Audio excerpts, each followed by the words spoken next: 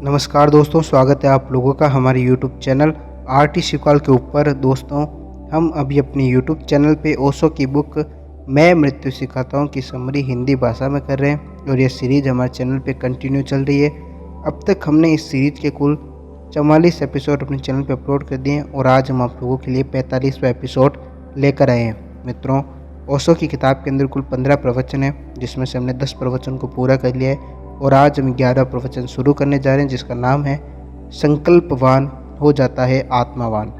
तो अगर आप लोगों ने पिछले एपिसोड नहीं देखे तो हम उनकी प्लेलिस्ट की लिंक अपने डिस्क्रिप्शन बॉक्स में दे देंगे, आप लोग वहां से उन एपिसोड को सुन सकते हैं। आप लोगों तक इन प्रवचन को हम छोटे छोटे एपिसोड के जरिए आप तक पहुँचा रहे हैं और इन्हें आप तक पहुँचाने का हमारा सिर्फ एक मकसद है कि आप लोग ओशो के विचारों को सुने और इन्हें अपने जीवन में उतार कर आप अपने जीवन में कुछ परिवर्तन लेकर आ सकें। तो चलिए आज का जो 45वां एपिसोड है उसे शुरू करते हैं और आपको लेकर चलते हैं ओशो की किताब मैं मृत्यु सिखाता हूँ की तरफ। भगवान श्री द्वारिका शिविर में आपने कहा है कि सब साधनाएं झूठी है, क्योंकि परमात्मा से हम कभी बिछड़े ही नहीं। तो क्या मूर्छा झूठी है? शरीर और मन का विकास झूठा है? संस्कारों की निर्जरा झूठी है? स्थूल से सूक्ष्म की ओर की साधना झूठी है? प्रथम शरीर से 7वें शरीर की यात्रा का आयोजन झूठा है? क्या कुंडलिनी साधना की लंबी प्रक्रिया झूठी है? इन बातों को समझाने की कृपा हमारे ऊपर करें। पहली बात तो यह है कि जिसे मैं असत्य कहता हूँ, झूठ कहता हूँ, उसका मतलब यह नहीं होता है कि वह नहीं है। असत्य भी होता है, अगर न हो तो असत्य भी नहीं हो सकता। झूठ का भी अपना अस्तित्व है, स्वप्न का भी अपना अस्तित्व है। जब हम कहते हैं स्वप्न झूठ है तो उसका यह मतलब नहीं होता है कि स्वप्न का अस्तित्व नहीं है। उसका केवल इतना मतलब होता है कि स्वप्न का अस्तित्व मानसिक है, वास्तविक नहीं है, मन की तरंग तथ्य नहीं है। जब हम कहते हैं जगत माया है तो उसका मतलब यह नहीं होता है कि जगत नहीं है, क्योंकि अगर नहीं है तो किससे कह रहे हैं, कौन कह रहा है, किस लिए कह रहा है। जब कोई जगत को माया कहता है तब इतना तो मान ही लेता है कि कहने वाला है, सुनने वाला है। इतना भी मान लेता है कि किसी को समझाना है, किसी को समझना है। इतना तो सत्य हो ही जाता है। नहीं, लेकिन जब हम जगत को माया कहते हैं तो यह मतलब नहीं होता है कि जगत नहीं है। केवल इतना अर्थ होता है कि जगत को माया कहने का जैसा दिखाई पड़ता है वैसा है नहीं, अपीयरेंस है। जैसा है वैसा दिखाई नहीं पड़ता है और जैसा नहीं है वैसा हमें दिखाई पड़ता है। जैसे एक आदमी रास्ते से गुजर रहा है, सांझ है, अंधेरा हो गया है और एक रस्सी पड़ी हुई दिखाई पड़ रही है और वह सांप समझकर डर कर भाग खड़ा हुआ। कोई उसे कहता है कि नहीं, वह सांप नहीं था, असत्य था, झूठ था, तुम व्यर्थ ही भागे। तब इसका क्या मतलब हुआ? सांप झूठा था? इसका यह मतलब तो नहीं हुआ है कि उसे सांप दिखाई नहीं पड़ा। अगर उसे सांप दिखाई पड़ता तो वह भागता नहीं, उसे तो दिखाई पड़ा है। जहाँ तक दिखाई पड़ने का संबंध है उसके लिए सांप था, और जब उसे दिखाई पड़ा तो रस्सी अगर न होती तो खाली जगह में दिखाई भी न पड़ता। रस्सी ने सांप के भ्रम को सहारा भी दिया। उसे भीतर कुछ दिखाई पड़ा, बाहर कुछ और था। रस्सी का टुकड़ा पड़ा था और उसे लगा कि सांप है। रस्सी रस्सी की तरह न दिखाई पड़ी जो वह थी, रस्सी सांप की तरह दिखाई पड़ी जो वह नहीं थी। जो था वह नहीं दिखाई पड़ा और जो नहीं था वह दिखाई पड़ा, लेकिन जो था उसके ऊपर ही जो नहीं था वह आरोपित हुआ। तो जब हम असत्य, झूठ, भ्रम, माया, इल्यूजन, अपीयरेंस इन शब्दों का प्रयोग होता है तो एक बात ख्याल में रख लेनी चाहिए।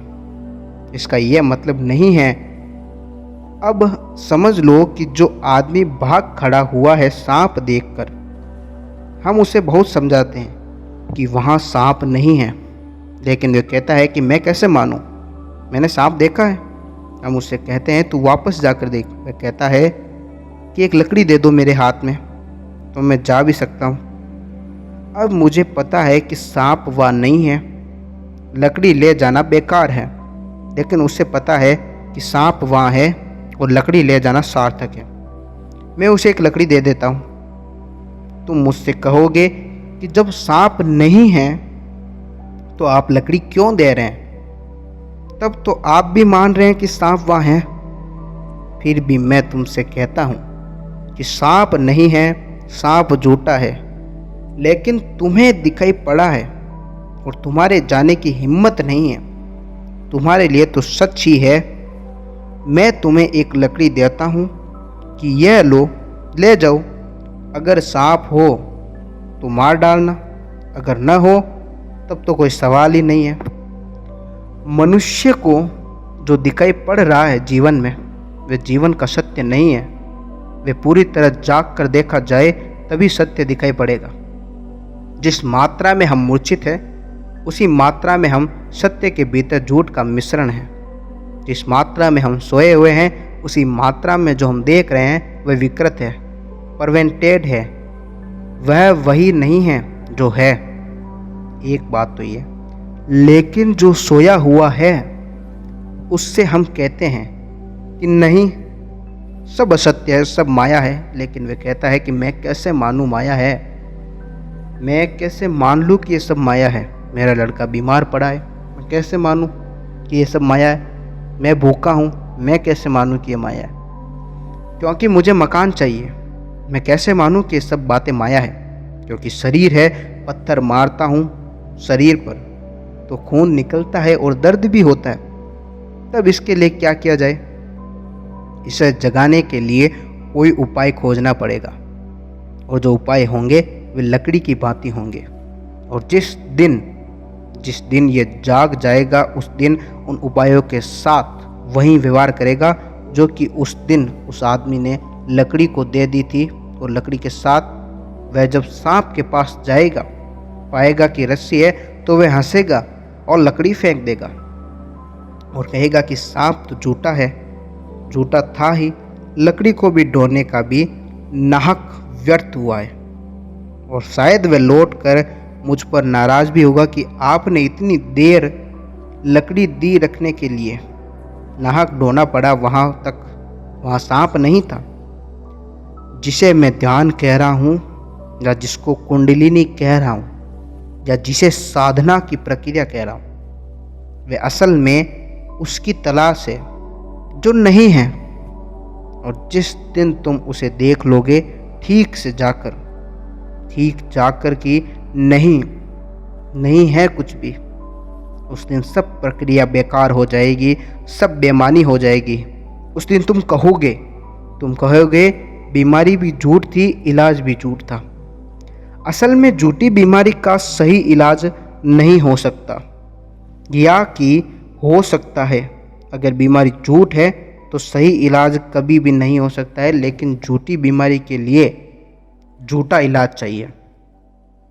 झूठी बीमारी झूठे इलाज से ही ठीक हो सकती है।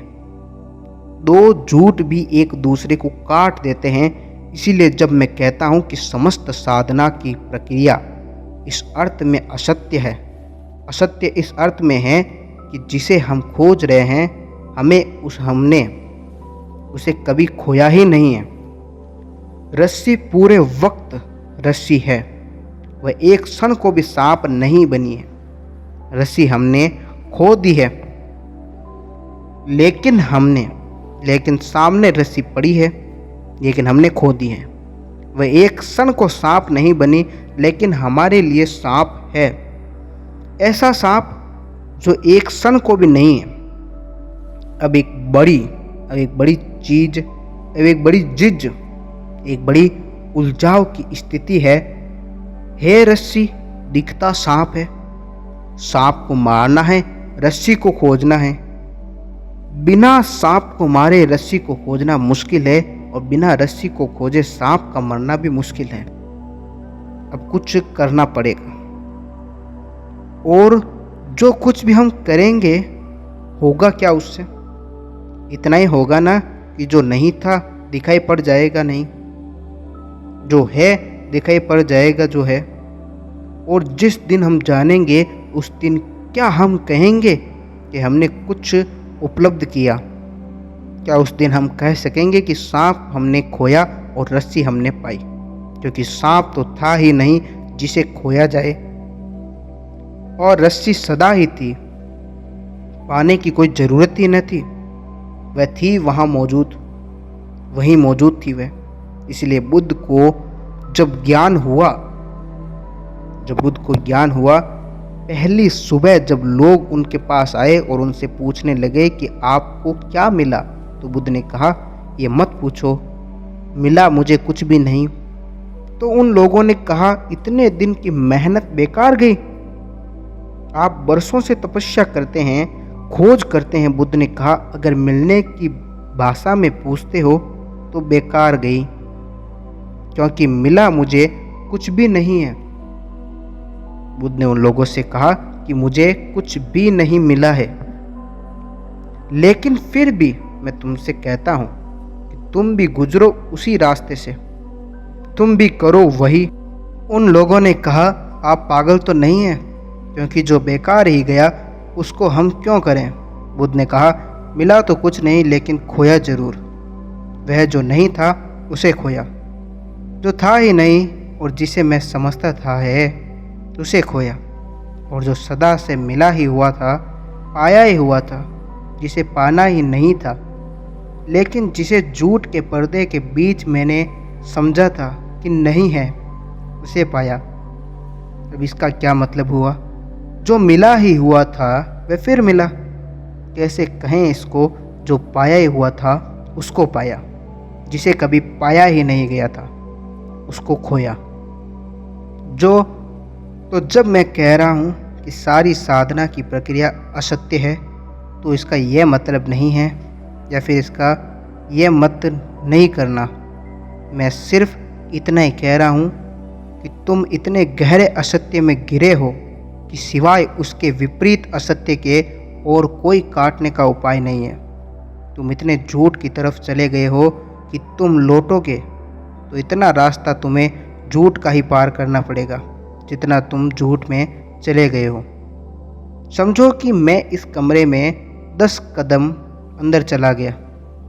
अब मुझे कमरे के बाहर जाना है, तो मुझे कम से कम 10 कदम तो कमरे में वापस चलना ही पड़ेगा। 10 कदम इसी कमरे में मुझे चलने पड़ेंगे। और हो सकता है जब मुझे कोई समझाए कि आप कमरे में चले गए हैं, अब आप बाहर लौट आए हैं, और मुझसे कहे 10 कदम चलिए, तो मैं कहूँ कि यह तो आप बड़ी गड़बड़ की बात कर रहे हैं। 10 कदम कमरे में चलने से ही तो मैं अंदर गया था। अब अगर और कमरे में चला तो और 20 कदम भीतर चला जाऊंगा। अब तो मुझे कोई ऐसी तरकीब बताइए कि मैं बाहर निकल आऊँ और कमरे में न चलना पड़े। लेकिन कमरे में 10 कदम चलना ही पड़ेगा।